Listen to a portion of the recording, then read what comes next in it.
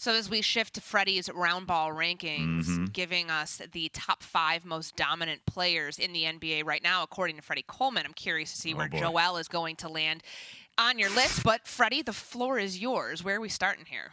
Number 5. Well, first things first, I'm not putting Steph Curry in my top 5 because he's injured. So I'm taking him out. Same thing, Anthony Davis. Or as Herm Edwards, ESPN NFL analyst, calls him King Cotton when it comes to Anthony Davis because he's soft as cotton. So those two players are out because they're injured and they're not playing right now. I'm got Luka Doncic at number 5.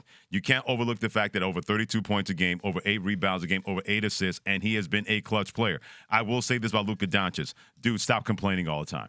It is very, very ridiculous how you have that kind of ability and you look like a petulant teenager all the time and the call does not go your way. It does not take away from, in clutch situations, that guy can deliver. And if Dallas can continue to improve a little bit, we're going to see that once again in the playoffs. I got Luka Doncic at number 5. Yeah. Number 4. The last time we saw Luka, we saw him get ejected from the game. Same thing with his head coach, Jason Kidd. Go ahead. Number 4, Kevin Durant. I mean, I'm glad to see that this year we remember how great that guy is.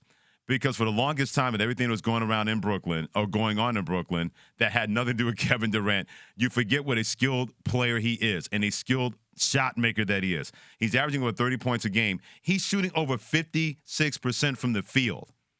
Can you imagine what Allen Iverson would have shot at 56% from the field? He would have averaged like 80 in the NBA back then. That's how much of an efficient player he is. He's an underrated defender, averaging over 6 rebounds a game, averaging over 5 assists per game. With all that has gone on, we always seem to forget about the greatness of Kevin Durant because so many people want to attach he's got to be a better leader. He's got to keep Kyrie Irving in line. Kevin's like, look, let me just play ball and get the bleep out of my way. When he's doing that, we see this. I got KD at number 4. Number 3. I know Alan Yates is going to hate this, but Nikola Jokic is at number 3. Alan Yates is a Joel Embiid fan. He cannot stand Nikola Jokic. I don't know why. Maybe, he didn't give him that gift for his birthday. Maybe he didn't get the G.I. Joe, the Kung Fu grip when he was young. I don't know what happened. But you can't ignore the fact that Nikola Jokic impacts the game each and every night, not just scoring, not just rebounding. He is 3rd in the NBA in assists at 9.2. Let me say that again. A guy who looks like that, plays like that, slows down the game like that, and he's averaging over 9 assists per game. Triple doubles, that should be his middle name. He is terrific. He is dominant. The Nuggets have the best record in the Western Conference right now. I got the Joker at number 3.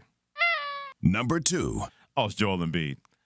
That's a bad mother shut your mouth right there. Becomes Joel Embiid. Inside, outside, can protect the rim, unbelievable leader. I love the fact that he's not only averaging 33 points a game and close to 10 rebounds, but he's shooting 52.9% from the field. And he's not bad from the three-point line as well, shooting over 35% from the three-point line.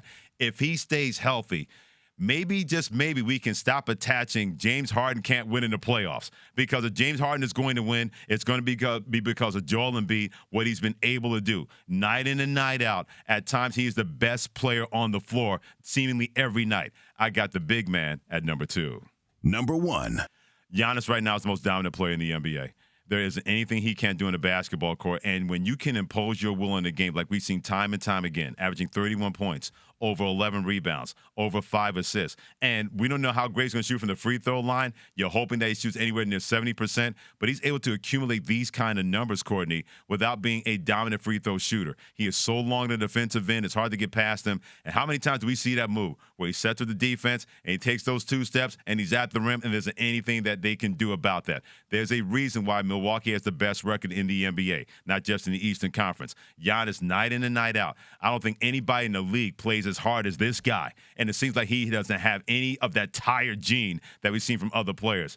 Right now, Giannis is the most dominant player in the NBA. Just dropped 42-10 the other night when the Milwaukee Bucks beat the Pelicans 128-119 on Monday. That's Freddie Coleman and his round ball rankings here on Keyshawn, J. Will, and Max, going from 1 to 5. Giannis, Joel Embiid, Nikola Jokic, Kevin Durant, and Luka Doncic. Can I ask, though, because I'm thinking about like MVP right now, because that's where my brain is. And I know that when we had Perk on the show earlier this week, we were talking about Kevin Durant, and that he legitimately does have a chance, no doubt, in the conversation, considering everything that you had mentioned and just the way that he's playing this year for a team that so desperately needed that sort of guidance to get out of that early season slump to where they're at right now in the East. if you were to, like, where's Jason Tatum? Is he like 6, 7 right now on your list? I had Jason Just Tatum. outside? I had Jason Tatum number 6. I had LeBron James at number 7. I had Donovan Mitchell at number 8. Donovan Mitchell has been unbelievably good. I knew he was going to be terrific with the Cleveland Cavaliers. I don't think anybody expected this, where they have the third best record in the NBA, because we've seen Spider put the venom on people night in and night out, and he just feels reborn. Whatever happened in Utah, him and Rudy Gobert, there was an article about him that just weighed him down. He feels free. He feels unleashed. That Cavaliers team is going to be a lot better in the Eastern Conference. So I had him at number 7. And I wanted to put LeBron James there, but here's why I got LeBron James at number 8 right now, dominant. The Lakers are wasting him because they have been able to sell their soul for a championship, and now they can't put pieces around him. Night in and night, he's been terrific, but he's not as dominant because he can't be dominant with the pieces that the Lakers don't have around him. And now another piece is going to be gone with Anthony Davis, and we know how long he's going to be out with that foot injury that he suffered not too long ago. Thanks for watching ESPN on YouTube. For live streaming sports and premium content, subscribe to ESPN Plus right now.